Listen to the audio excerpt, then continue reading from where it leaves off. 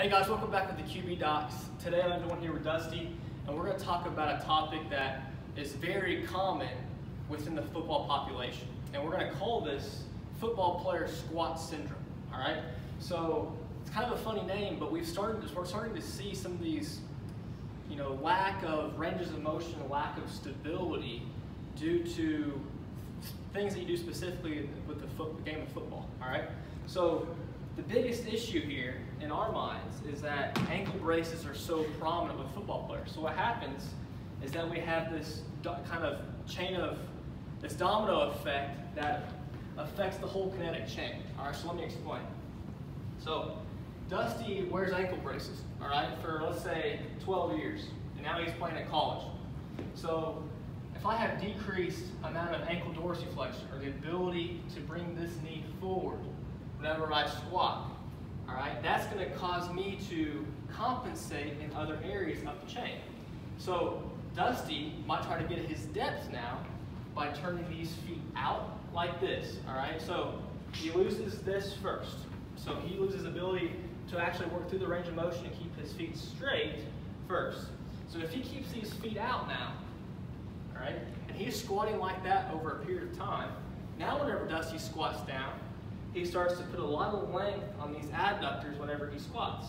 So we have a muscle called your adductor magnus that acts as a main hip extensor. So you might be using this muscle more than the actual glutes, all right?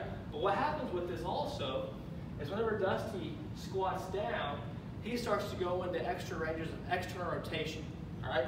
So we want a pretty good equal amount of rotation in our hips, in internal rotation and external. But as Dusty starts to squat more in a more external rotation, he gains more external rotation and loses the ability to internally rotate.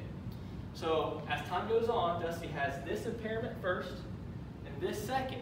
All right. So over time, as he starts to squat more and more, he starts to want to overextend in his lumbar spine. So he starts to legs come out. He's really wide in his squat. He's coming down. All right. In order to get his depth, his trunk comes way forward. He's really rounded, and his head starts to overextend, just like that. All right.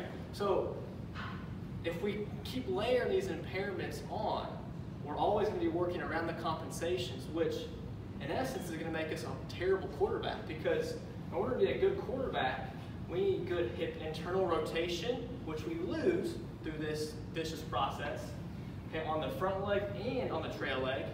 All right, we also lose ankle dorsiflexion, which is super, super important in everything we do, okay, running, jumping, cutting, decelerating, anything that we do with that, and plus we lose the inability to maintain a proper trunk. So trunk stability becomes an issue as well. So with this said, you need to go back and watch all the videos on how to improve this first. The ankle dorsiflexion, football players aren't going to have it, all right? And then you have to start working on that first to get ahead of all these other impairments.